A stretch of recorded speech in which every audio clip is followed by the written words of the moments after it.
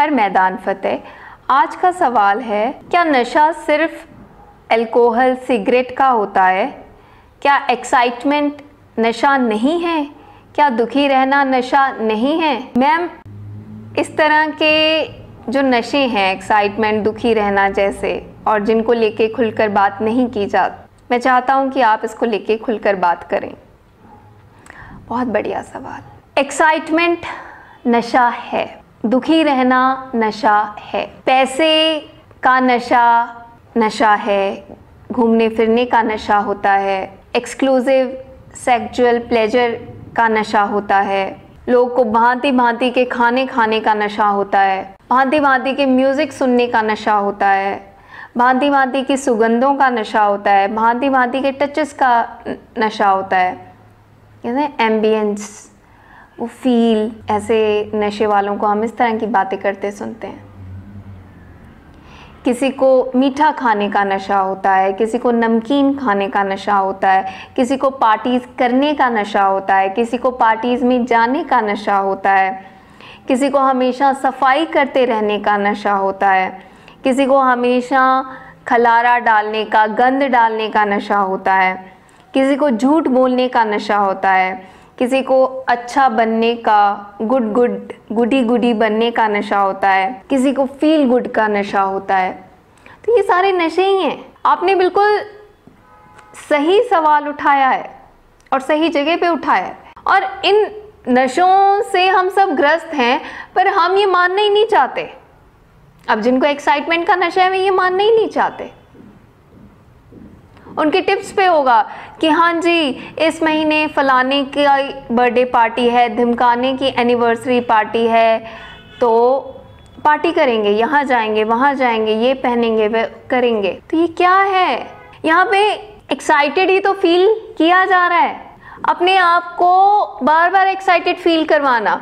और वो बार बार एक्साइटेड क्यों फील करवाया जा रहा है? क्योंकि पता ही नहीं है जीवन क्या है। जीवन जिंदा रहने की फील ही तभी आती है जब एक्साइटेड फील करते हैं। और एक्साइटेड कब फील करते हैं? कब पार्टी हो, 4 लोगों को इकट्ठा करें और पैसे खर्चें, गंद डालें। गंद बाहर तो डालें, अपने दिमाग में भी डालें, गंदे गंदे गाने चलाएं, उन पे डांस करें, या उन जस्ट डांस नहीं भी कर रहे तो बैकग्राउंड में चल रहे हैं। अरे भाई, उनका प्रभाव तो पड़ता है। तुम कैसे माहौल में रहते हो, अपने आसपास कैसा माहौल बनाते हो, सबका प्रभाव पड़ता है। हमारा मन एक स्पंज की तरह है, वह हर एक चीज को एब्जॉर्ब करता है, कर रहा है। तो ये कोई नॉर्मल बिहेवियर नहीं है पार्टियां करना। नॉर्मल बिहेवियर ये है कि अगर तुम्हें शरीर का एक सत्य ये समझ में आता है कि शरीर वजूद में आया, तो तुरंत की तुरंत तुम्हें यह भी याद आना चाहिए कि इस शरीर ने ख़त्म भी होना है। यह शरीर लगातार ख़त्म होने की तरफ बढ़ रहा है। यह शरीर लगातार जीर्ण हो रहा है, वृद्ध हो रहा है, कमज़ोर हो रहा है। और ये एक दौड़ चल रही है इस शरीर की, इस शरीर के वजूद में आने से लेकर इस शरीर के ख़त्म होने तक। उसके बीच की जो अवधि है, उसका मैं बेस्ट यूज करूं। ये है होश में जीना, ये है समझदारी के साथ जीना, ये है बैलेंस में जीना। अब कई लोगों को नशा होता है, सेक्सुअल प्लेजर्स का नशा होता है, वहां पर सत्य को याद करो। It is just the skin. तुम अपनी स्किन के माध्यम से जस्ट एक पराई टच का एक्सपीरियंस कर रहे हो, दैट्स इट। और तुम अपने आप को आदत डाल रहे हो, और जब वैसा टच तुम्हें नहीं मिलता, तुम्हें अच्छा नहीं लगता। देखो कैसी मेंटल डिपेंडेंसी है ये, कैसी इमोशनल डिपेंडेंसी है ये, कैसा बंधन है ये। नशा क्या होता है? नशे का यही अर्थ होता है ना कि किसी चीज की तुम्हें लत लग गई, तुम्हें आदत पड़ गई, अब तुम्हें वो चाहिए। जब तुम्हें वो नहीं मिलती, तुम बेचैन हो जाते हो, परेशान हो जाते हो, पागलों की तरह बिहेव करने लगते हो। अभी कोरोना का काल चल ही रहा है, और जब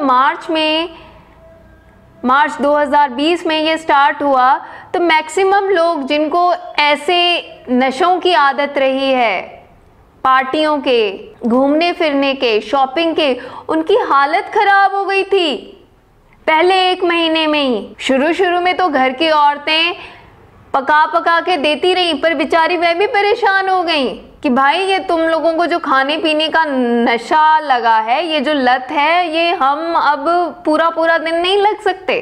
तो ऐसे में ये समय एक बहुत बढ़िया समय भी रहा जिसमें काफ़ी लोग समझ पाए कि अपने जीवन में वे कितनी व्यर्थ चीज़ें, व्यर्थ नशे पकड़ के बैठे हुए हैं। वो एक नॉर्मल जीवन नहीं जी रहे, वह सत्य से ओतप्रोत जीवन नहीं जी रहे।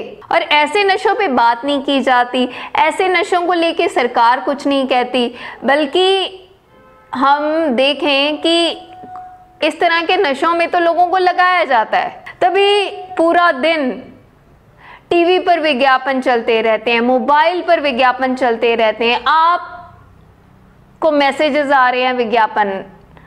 आप कोई भी ऐप खोलें, आप यूट्यूब खोलें, आप गूगल खोलें, आप कोई भी ऐप खोलें, किसी भी वेबसाइट पे जाएं, विज्ञापन, तो वहाँ क्या है कि आओ ये लो, ये तुम्हारी ज़रूरत है। इस तरह से प्रलोभन दिए जाते हैं ताकि आदत पड़े, लत पड़े, नशा हो। और हम ये समझना ही नहीं चाहते, हम ये जानना ही नहीं चाहते, हम अपने इस शोषण को आंख खोल कर देखना ही नहीं चाहते। और हम अपने आप को बहुत पढ़ा लिखा भी मानते हैं। पढ़े लिखे और समझदार में फर्क होता है। पढ़ाई लिखाई थोड़ी कम हो चल जाता है, समझदारी कम हो नहीं चलता, बहुत लंबा प्रभाव पड़ता है, नस्लें खराब हो जाती हैं। और कहीं ना कहीं जाने अनजाने हम में गुलामी में रहने का नशा भी बन गया है, क्योंकि भारतवर्ष काफी लंबे समय तक एक के बाद एक लोगों का गुलाम रहा। पहले मुगल आए, फिर अंग्रेज आ गए और अपनी ज़रूरतों के हिसाब से उन्होंने लोगों को स्किल्ड किया और हम वैसे ही अब चली जा रहे हैं। ये सवाल जो आपने उठाया है, ये सवाल हर एक के जहन में आना चाहिए। हर एक को आंखें खोलकर देखना है कि मैं कौन से नशों में हूँ।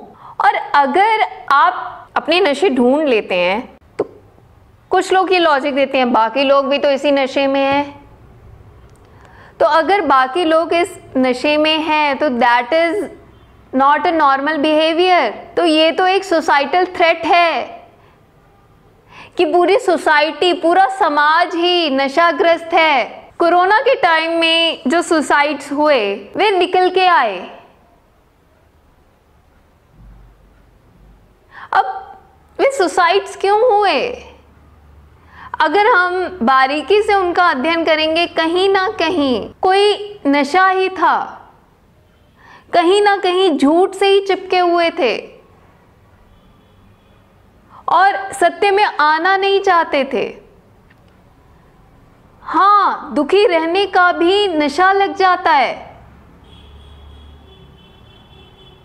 ऐसा लगता है कि दुखी रहकर अटेंशन मिलेगी। कई बार बचपन में ये अटेंशन मिल जाती है माता पिता से, टीचर से, पर जैसे जैसे बड़े होते जाते हैं कोई भी अटेंशन नहीं देता और अब पता नहीं है कि इन दुखों से कैसे बाहर आना है, जीवन कैसे जीना है। तो ये भी हमने सीखना है, खुश रहना सीखना है, खुश रहने की आदत सीखनी है और खुश रहना बिना किसी सहारे के। ये भी एक स्किल है जो लर्न करनी पड़ती है।